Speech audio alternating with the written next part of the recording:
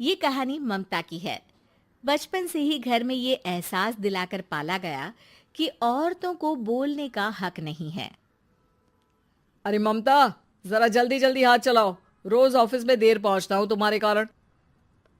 लेकिन आपका सारा खाना पैक और तैयार भी है। अरे जबान जितनी चलाती हो उतना अगर हाथ चलाती ना तो शायद घर को अच्छे से मैनेज कर पाती। क्या मतलब है? क्या नहीं मिला आपको? मोजे मोजे कौन देगा? ममता भागकर पति को मोजे देती है। वो हर किसी का ख्याल रखती, लेकिन उसके घर में रोज का रोना लगा रहता। अरे माँ, आज स्कूल में टीचर ने मुझे फीस के लिए डांटा। माँ, मुझे अच्छा नहीं लगता कि स्कूल में फीस के पैसों के लिए मुझे कोई भी बात सुनाए। अरे पर बेटा, ये तो पापा करते हैं ना, सारा ऑनलाइन। मुझे तो इसकी जानकारी भी नहीं है। हाँ हाँ, बना लो बच्चों के सामने मुझे बुरा। अरे करता तो मैं ही हूँ, माना, लेकिन मुझे कोई सपना थोड़ी ना आएगा कि बच्चों की फीस जमा करनी है। अरे बताओगी तो तुम ही ना। ममता की अब ये आदत में शुमार हो चुका था। वो हमेशा हर बात के लिए खुद को ही दोषी मानती। एक दिन वो पड़ोस की दोस्त से कहती है, समझ नहीं आता यार, मैं इतनी डम कैसे हो सकती हूँ। बात तो सही भी है ना। अब पति बेचारा नौकरी करे, पैसे कमाए, या फिर ये देखे कि बच्चों की फीस का वक्त है। क्या करूँ यार। पता नहीं, मेरे पति तो सारा काम खुद ही करते हैं। वो तो कहते हैं कि तुम थक जाती होगी, सारा दिन घर बाहर बच्चे तो। अच्छा, ऐसे भी पति होते हैं क्या? अरे क्या बात कर रही है? भाई साहब कभी तुझे किसी बात के लिए सुनाते नहीं? किसने कहा नहीं सुनाते? अरे ये पति चीज ही ऐसी होती है कि बिना पत्नी को सुनाए उन्हें चैन की नींद कहाँ आती है। तो तू भी परेशान रहती होगी कि कैसे, क्या, कब भूल गई।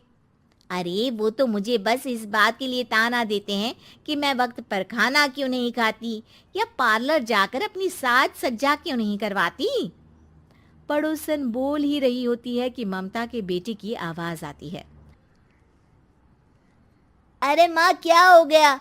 लग नहीं रहा कि आज आप मुझे पानी भी देगी। अरे कब से खाने के लिए वेट कर रहा हूँ। अरे यार, मैं चलती हूँ। बेटा खाने के लिए वेट कर रहा है, मैंने उसे खाना भी नहीं दिया। अरे 12वीं में पहुंच चुका है तुम्हारा बेटा, उसे बोलो खुद पानी लिया करे। मैंने तो अपने बच्चों को काम करना सिखाया है। अरे यार, खुद की भी तो कोई लाइफ है। माना जब नहीं कर सकते थे तो किया, लेकिन अब इतने बड़े बच्चों की हर बात मानेंगे तो मुश्किल तो अपने को ही होगी। ममता को पड़ोसन की बात में दम तो लगता है, लेकिन करे क्या, आदत भी तो खुद ही ने डाली थी। ममता घर जाती है कि तभी बेटी आ जाती है। माँ, परसों मुझे एक शादी में जाना है। तेरी वो जो लाल वाली साड़ी है ना, उसे दे देना। मैं आज जाकर टेलर को दे दूंगी, वो उस साड़ी से सूट बना देगा। अरे नहीं नहीं तारा, वो मेरी माँ ने मुझे दी थी और उस साड़ी से मेरी काफ़ी भावनाएं जुड़ी हैं। तुमको ना मैं दूसरी साड़ी दे दूंगी। ओके, कोई बात नहीं, लेकिन आज दे ही देना पक्का। तारा माँ की साड़ी से सूट बनवाकर पार्टी में जाती है, लेकिन जब वो पार्टी से लौटती है, क्या है, मैं तो समझ ही नहीं पा रही हूँ। अरे जब वो साड़ी मांगी थी तो ये छल्ली सी साड़ी क्यों दे दी? मैं ही पागल थी जो इस साड़ी का सूट बनवा लिया मैंने। माँ, जानती भी हो कि कॉलेज में मेरी कितनी हंसी उड़ी। तभी वहां ममता का पति सुनील आ जाता है। अरे गवार औरत, जब बेटी साड़ी मांग रही थी तो दे देती ना। अरे पापा, इनके तो इमोशंस जुड़े थे उस साड़ी से। ममता इतने सब के बाद भी कुछ नहीं बोलती। मेरी बेटी की बेइज्जती हो गई, मैं बिल्कुल बर्दाश्त नहीं कर सकता ये। मैं नहीं चाहता कि मेरी बेटी से कोई भी ज्यादा सुंदर लगे पूरे कॉलेज में। जी, वो पढ़ने में तारा बिल्कुल अच्छी नहीं है, उसकी पढ़ाई पर आप ध्यान दीजिए ना। अच्छा, अब तुम मुझे बताओगी कि मुझे किस पर ध्यान देना और किस पर नहीं। रमेश जैसा ही ये वाक्य पूरा करता है, ममता की बेटी और पति उस पर जोर जोर से हंसते हैं। अरे ठीक है ना, पता ही नहीं चला कि कैसे वक्त इतना बीत गया। अरे कैसे पता चलेगा माँ, हम लोगों के पीछे जो तू बैताल की तरह चिपकी रहती थी, तुझे कैसे वक्त का पता चलता। ममता को पहले सास ससुर, फिर पति और बच्चों की तरफ से इस तरीके की बातें सुनकर उसका मन बहुत दुखी रहता था। एक दिन, सुनो ना, बहुत दिनों से कमर के नीचे बहुत दर्द रहता है। कल मैंने देखा तो एक फोड़ा था। अरे ममता, एक बार अपने पति से बात करो, वो तुम्हारा फोड़ा डॉक्टर को दिखा देंगे। अरे नहीं नहीं, वो तो गुस्सा हो जाएंगे। अरे क्यों गुस्सा हो जाएंगे? तुमको दर्द है? हाँ, लेकिन वो यही बोलेंगे कि ऑफिस जाऊं या फिर तुम्हें लेकर डॉक्टर के पास। तो बेटे से ही बात कर ले। अरे वो तो मैं कर लूं, लेकिन फोड़ा है ऐसी जगह कि उसे बताते मुझे शर्म आएगी। लेकिन कुछ ना कुछ तो करना जरूरी है ना। ऐसे कब तक फोड़े के दर्द से तड़पती रहेगी? अब तो सोच रही हूँ कि इनसे बात कर ही लूं, वरना दर्द के मारे कहीं मर ना जाऊं। लेकिन शाम को, ममता, क्या किया तुमने आज?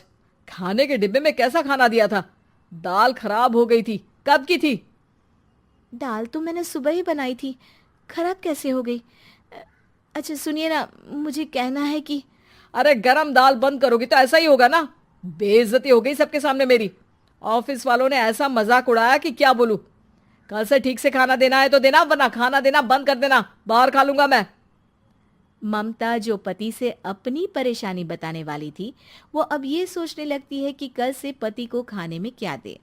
अगले दिन ममता थकी थकी सी हालत में, आप लोगों के लिए नाश्ता बना दिया है, खाना बनाने की हिम्मत नहीं है आज तो। रात भर सोकर थक गई है ना, इसीलिए तो खाना नहीं बना सकती। हिम्मत नहीं हो रही है, मैं बस सोने जा रही हूँ। बस मैडम को सोने का बोल दो, फिर देखो कैसे सोती रहती है। माँ, फिर वही पराठा सब्जी। अरे हमारे साथ के दोस्त एक से बढ़कर एक नाश्ता खाना लेकर आते हैं, आप तो बस। सभी घर से निकल जाते हैं, लेकिन जब शाम को बेटा घर आता है तो घर में अंधेरा रहता है। बेटा लाइट जलाता है। क्या माँ, तुम्हारा भी जवाब नहीं है बिजली का बिल बचाने के लिए?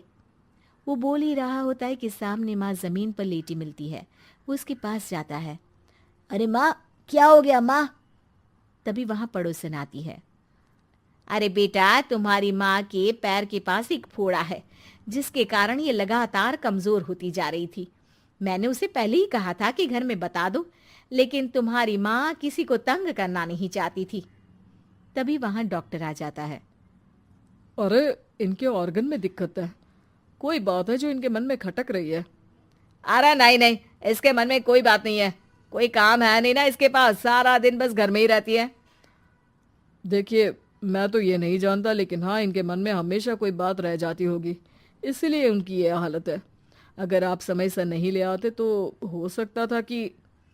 अरे नहीं नहीं डॉक्टर साहब, हम पूरी कोशिश करेंगे कि वो ठीक हो जाए। हम लोगों ने अपनी ही परेशानी माँ के सामने रखी, लेकिन किसी ने माँ की दिक्कत को जानने की कोशिश तक नहीं की। हाँ, मैंने भी ममता को हमेशा घरेलू जरूरत से ज्यादा काम का नहीं सोचा था। ममता को होश आता है और वो खुद को अपने बेडरूम में देखती है। वो उठने की कोशिश करती है कि माँ, अब आप नहीं उठेंगी।